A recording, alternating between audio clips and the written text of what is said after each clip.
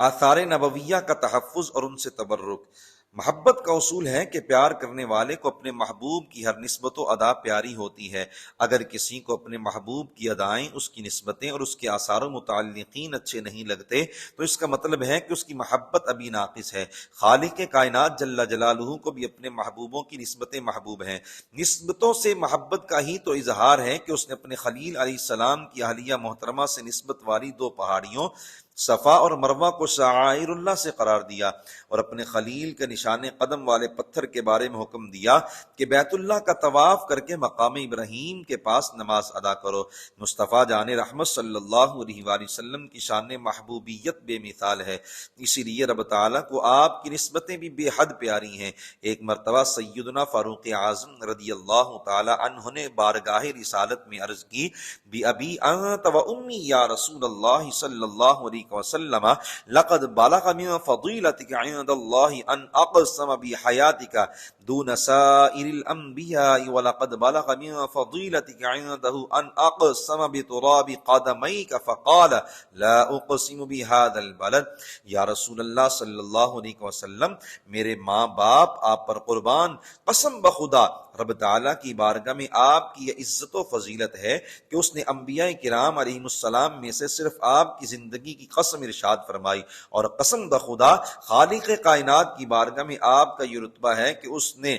لوگوں کو آپ کا مقام و مرتبہ بتانے کے لیے آپ کے قدموں سے لگنے والی خاک کی قسم ذکر کی، اور فرمایا مجھے اس شہر کی قسم کہ آپ اس میں تشریف فرما ہیں۔ رب کریم نے قرآن مجید میں مسجد اقصیٰ کے ارد گرد کو بابرکت قرار دیا۔ مفسرین نے لکھا مسجد اقصیٰ کے گرد دین و دنیا کی برکتیں ہونے کی یہ بھی وجہ ہے کہ وہاں کئی انبیاء ذی شان کے آثار ہیں۔ انبیاء ان مقامات پر رب تعالیٰ کی عبادت کرتے رہے ہیں۔ آثار نبویہ کے تحفظ اور ان سے تبرک کے بارے میں اکابر کا انداز۔ صحابہ کرام علیہم رضوان اپنے آقا کریم صلی اللہ علیہ وآلہ وسلم سے نسبت والی چیزوں اور آثار کریمہ کو جان سے زیادہ عزیز سمجھتے تھے، اعزاز و تکریم کے ساتھ ان کی حفاظت کرتے اور ان سے برکت حاصل کرتے تھے۔ یہی جذبہ تابعین اور بعد والے مسلمانوں میں بھی موجود رہا۔ کتب احادیث میں سینکڑوں مثالیں موجود ہیں کہ اکابر فقط سید عالم صلی اللہ علیہ وآلہ وسلم کی ظاہری حیات مبارکہ میں ہی نہیں بلکہ آپ صلی اللہ علیہ وآلہ وسلم کے وصال اقدس کے بعد بھی آپ کی نسبتوں سے برکت حاصل کرتے تھے۔ مثلا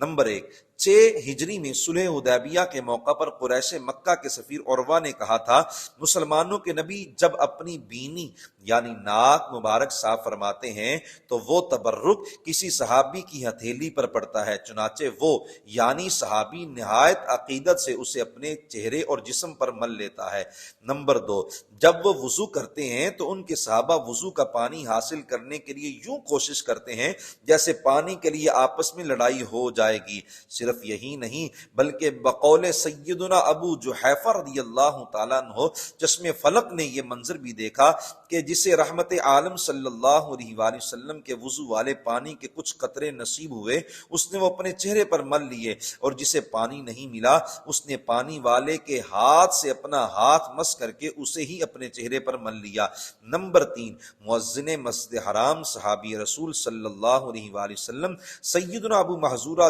جماحی رضی اللہ عنہ کو سرور عالم صلی اللہ علیہ وآلہ وسلم نے خود اذان سکھائی اور ان کی پیشانی پر اپنا دست مبارک رکھا، چنانچہ انہوں نے اپنی وفات تک رحمت عالم صلی اللہ علیہ وآلہ وسلم کے دست مبارک کی نشانی باقی رکھنے کے لیے اپنے سر کے اگلے حصے کے بال نہیں کٹوائے۔ نمبر 4، امام محمد بن اسماعیل بخاری علیہ الرحمہ نے صحیح بخاری شریف میں باب المساجد التي على طرق المدینة والمواضع التي صلى فيها النبي صلی اللہ علیہ وآلہ وسلم کے عنوان سے ایک باب قائم کیا اور اس میں متعدد روایات ذکر فرمائیں کہ شہزادہ فاروق اعظم سیدنا عبداللہ رضی اللہ تعالیٰ عنہ جب مدینہ منورہ سے مکہ مکرمہ جاتے تو راستے میں اپنے تلامذہ کے ساتھ پیمائش کر کے ان مقامات کی نشاندہی فرماتے جہاں سرکار دو عالم صلی اللہ علیہ وآلہ وسلم نے مکہ مکرمہ جاتے ہوئے نماز ادا فرمائی تھی، اور سیدنا عبداللہ بن عمر رضی اللہ تعالیٰ عنہما وہاں نماز پڑھتے۔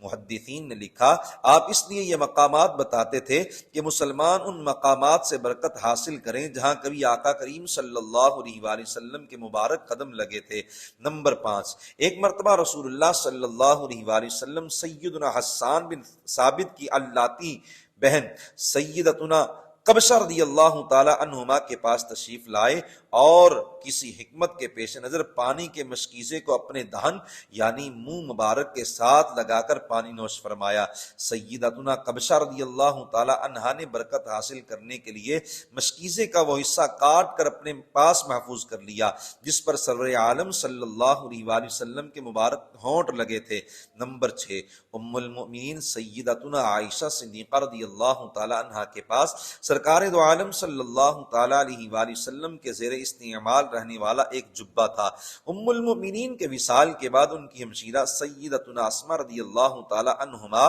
نے اسے اپنے پاس محفوظ رکھا اور فرماتی تھی فَنَحْنُ نَغْسِلُهَا لِلْمَرْضَى يُسْتَشْفَى بِهَا، یعنی ہم یہ جبہ پانی میں ڈال کر وہ پانی بیماروں کو پلاتی ہیں تو اللہ تعالیٰ انہیں شفا عطا فرما دیتا ہے۔ نمبر 7، سیدنا عبد الرحمن بن عوف اور سیدنا امیر معاویہ رضی اللہ تعالی عنہما سمیت متعدد صحابہ و اہل بیت اور بزرگان دین علیہم الرضوان نے اپنے وصال کے وقت نبی مکرم صلی اللہ علیہ وآلہ وسلم کے آثار مبارکہ کفن وغیرہ میں شامل کرنے کی وصیت کی تاکہ قبر میں ان کی برکتیں نصیب ہوتی رہیں۔ نمبر 8، نبی مکرم صلی اللہ علیہ وآلہ وسلم کی ذات اقدس تو بہت بلند ہے، بزرگان دین آپ صلی اللہ علیہ وآلہ وسلم کے شہر مبارک سے ادنا نسبت والی چیزوں کو بھی باعث برکت سمجھتے ہیں اور ان کا احترام کرتے ہیں۔ امام مدینہ حضرت امام مالک علیہ رحمہ اور دیگر اکابر کی باتیں تو